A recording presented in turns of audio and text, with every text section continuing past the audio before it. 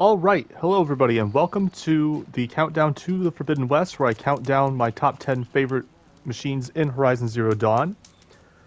Today is number 4, since we are 4 days away from the release of Horizon Forbidden West. If I go to our machine catalog up here, in my personal opinion, number 4 is the Behemoth. Now, these things are really, really cool. We're starting to get into some of the machines that I really, really like here. The Behemoth is absolutely massive. I believe it's kind of based off of a hippopotamus, I believe. These things have so many cool little attacks. The main one being that it does this big pulse thing where it sends a pulse into the ground and lifts up a bunch of rocks and then shoots them out all over the place. It can also go ahead and shoot rocks in a single direction. It's just got a lot of cool stuff to it. Not to mention, it's big, and I like big machines. Enough said. If I go and click on it here, it has its unlocks at Cauldron Chi. I went ahead and went over this last video with the Bellowbacks. It's the same thing. So Cauldron Chi right down here at the bottom of the jewel. That is where you go ahead and get the unlocks for the Behemoth.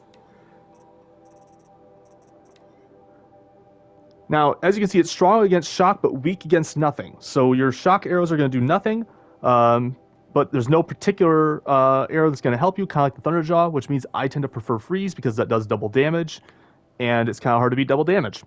It really kind of is. Now, there's a few different components to the Behemoth. You have right here the crate holders. If you go ahead and use Terror Blast arrows to knock these off, it will actually go ahead and drop the crate that it's holding, and then you can go ahead and loot that later. And so that's actually something that's really cool to go ahead and do. There's actually a machine that's easier to do this with the same sort of idea, and I actually recommend going after that one instead for this kind of thing. However, this is something you can do if you want to go ahead and fight a Behemoth anyways. Might as well get a little bit extra loot, right? There are freeze canisters on the back side. I do sometimes aim for those. It can go ahead and help freeze the machine even further.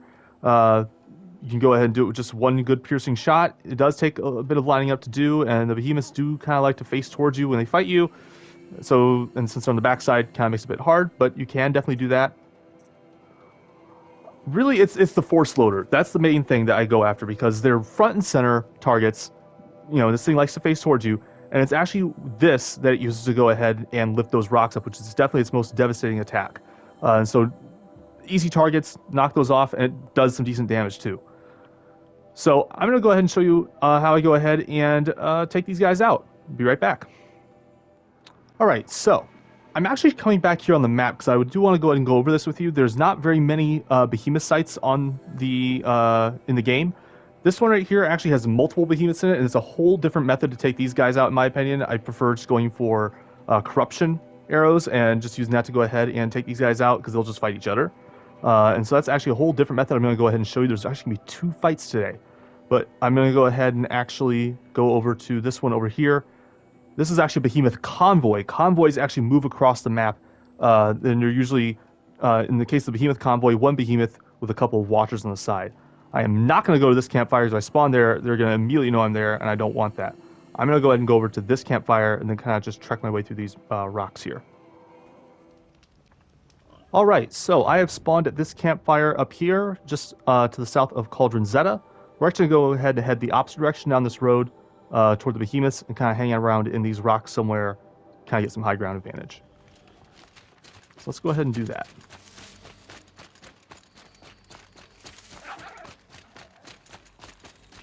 I was thinking about taking the left. Yeah, right there's the convoy. You can already see it. And it's actually coming this way.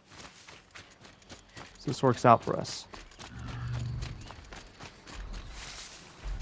Now, what's all there? We have ourselves a long leg. Is it just the one long leg?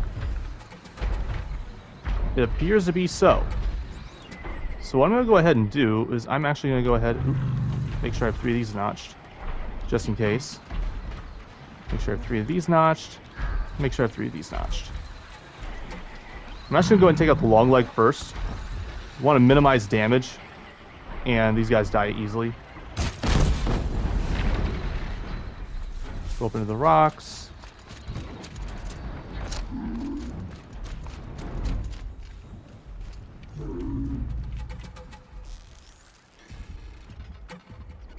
And death long leg. Alright, so that is it for that. Now we're going to go ahead and... Oh, no. I almost messed up. Make sure 3 are notched there. And I'm going to go ahead and go over to my freeze arrows and start the freezing process. You're not gonna be the one to stop me. It does take quite a bit of freeze to go ahead and get these guys. Just putting that out there.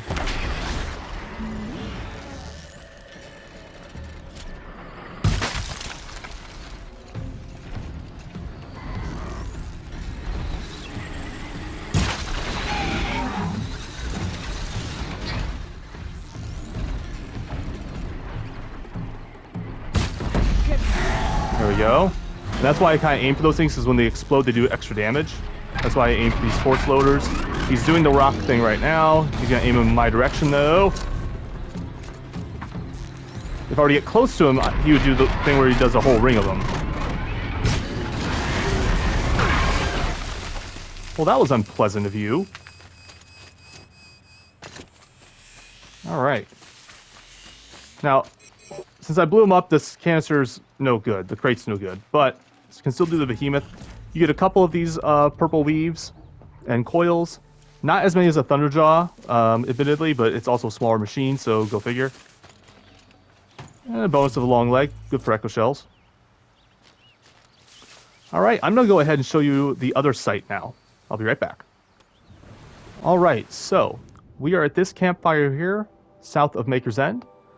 Right here next to this Behemoth site. It's off to our left here. I'm actually going to go ahead and duck into these rocks over here. Alright, so there should be 2 Behemoths right there. 1 random long leg.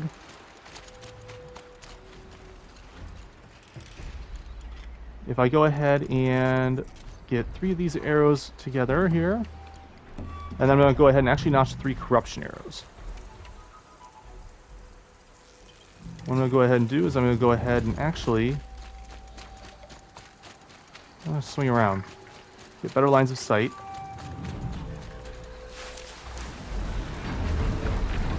And I'm going to go ahead and wait for this guy to get a little bit closer over this way.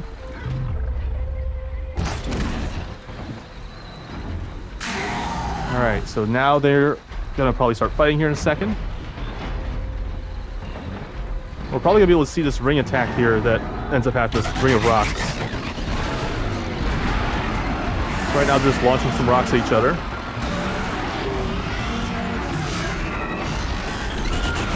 There we go.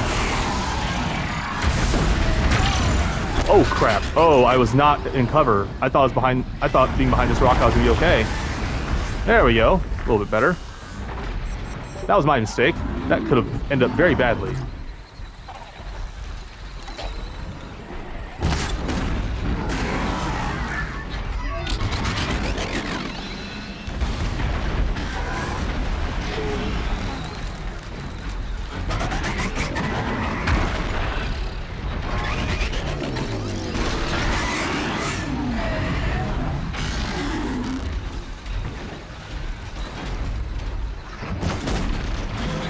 That should be the last time we'll need to do that.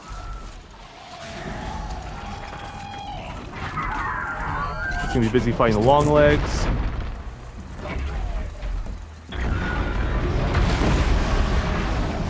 Yep, there we go. And now we can go ahead and just do this to finish him off. Just shoot him right in the butt. Oh, not quite. Got a little more help than I thought.